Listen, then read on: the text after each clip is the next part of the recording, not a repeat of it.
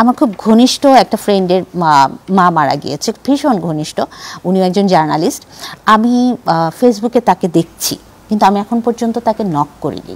হ্যাঁ, আমি তার মেসেজগুলো, রেগুলার পোস্টগুলো দেখছি, মা মারা গিয়েছে দেখছি, আমি ওয়েট করছি যে তার সময়টা যাক, আমি কিন্তু তার সাথে আছি। এবং যখন সে রেডি হবে ঠিক তখন ওখানে যাওয়া, যে কিচ্ছু না, পাশে গিয়ে তুমি বসে থাকো, কোনো কথা বলা দরকার নেই, জাস্ট বসে থাকো, ও ফিল করবে, দরকার নাই বলা তুমি এত কেঁদো না। আমাদের তো আরও এই সময়টা আটকে দেয় আমরা বেশি ভালোবাসার থেকে, যে থাক কেঁদো না, কেঁদে কি হবে, যার যাওয়ার তো সে চলে গেছে। এইসব ডায়ালগ কিন্তু তখন নেওয়া যায় না তাসদিক। হ্যাঁ, নেওয়া যায় না, কারণ যার যাওয়ার তা গেছে, মানে এটা কি কথা, যে আমার যাওয়ার গেছে এটা যাবে, এটা আমি বলতেছি, তখন তার মধ্যে কিন্তু ভীষণ ফিল হয় যে ওই কথাটা কি করে বলতে পারলো, আমার খুব কাছের মানুষ যার যাওয়ার সে গেছে, মানে তার মানে সে উইশ করতো যে আমার বাবা মা বা কেউ চলে গেছে, এটা নর্মাল। কারণ এটা যে নর্মাল, আমি যে পজিশনে আছি এখন, এটা আমি নর্মালভাবে নিতে পারছি না।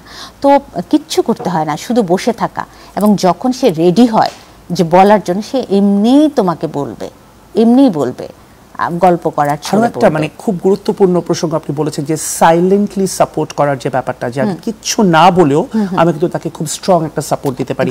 বুশরা মাহমুদ, আরেকটা প্রশ্ন এখানে আছে, সেটা হচ্ছে যে এই শোকটা যদি দীর্ঘমেয়াদী হয় বা তাৎক্ষণিক, হয়তো খুব হঠাৎ করে একটা মৃত্যু ঘটেছে বা কোনো কিছু এমন কিছু ঘটেছে তার জীবনে, সম্পর্ক ভাঙা বা অফিসিয়ালও হতে পারে, চাকরিচ্যুত হয়, এরকম কিছু, এক্ষেত্রে কি বিষণ্ণতা বা অন্য কোনো মানসিক সমস্যা এটার সাথে আসতে পারে, মানে শোকের কনসিকুয়েন্স?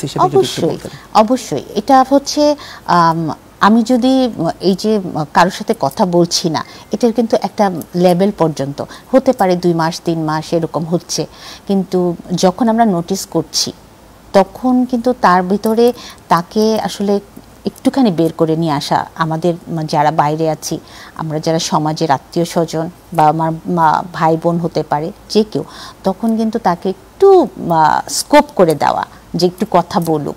আর না হলে যেটা হয় কি, ওই যে একটা তো মেনে নিতে পারে না, সে কিন্তু ঘর থেকে বের হয় না, যেটা ডিপ্রেশনে চলে যেতে পারে, অ্যাংজাইটি হতে পারে। কারণ ভেতরে যে ঘনিষ্ঠ কেউ মারা গেলে যেটা হয়, সাধারণত আমাদের মধ্যে একটা ভয় কাজ করে। হ্যাঁ, যে মানুষটা আমার বাবা ছিল বা যে মানুষটা আমার মা ছিল, আমরা কিন্তু হুট করে মনে হয় যে আমি হয়তো বাইরে যাই না, কেন বাইরে যাই না, আমি তাকে দেখতে পাবো মনে হয়, আসলে তো আমরা দেখতে পাবো না। হ্যাঁ, আমি রিসেন্টলি একটা মেয়ের সাথে কথা বলছিলাম, তার খুব ঘনিষ্ঠ একটা ফ্রেন্ড মারা গিয়েছে, একসাথে সবসময় তারা থাকে আর কি। তো আমাকে যেদিন মারা গেছে সেদিনই আমাকে ফোন দিয়ে বলছে, এখন দরকার আপু, আমি একটু কথা বলতে চাই। তো অনেক ভালোবাসো, তুমি অনেক ভালোবাসো, তাহলে কি হচ্ছেটা কি তোমার ভেতরে? বলে যে আপু, আমার না আমার ওয়াশরুমে যেতে ভয় লাগতেছে। কেন, কি মনে হয় যে আমি যদি তাকে দেখতে পাই? তুমি এত ভালোবাসো তাকে তুমি একটা দেখতে পেলে তো তোমার ভালো লাগার কথা। বলে না, আমি দেখতে চাই না।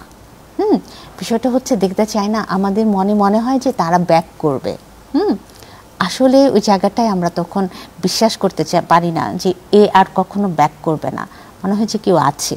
এবং এই যে চিন্তাটা, এটা থেকে শুরু হয় ঘুমাতে না পারা এবং অস্থিরতা, যে আমি একা থাকতে পারছি না, লোকের ভিতরে থাকছি, বা মনে হচ্ছে যে আমার সাথে যেহেতু বেশি ঘনিষ্ঠতা ছিল, আমাদের কিছু পারিবারিক বা সামাজিক কিছু ডায়ালগ আছে, যে যাকে ভালোবাসে তার কাছে কিন্তু সে আসে, আত্মাটা ঘুরে ঘুরে আসে।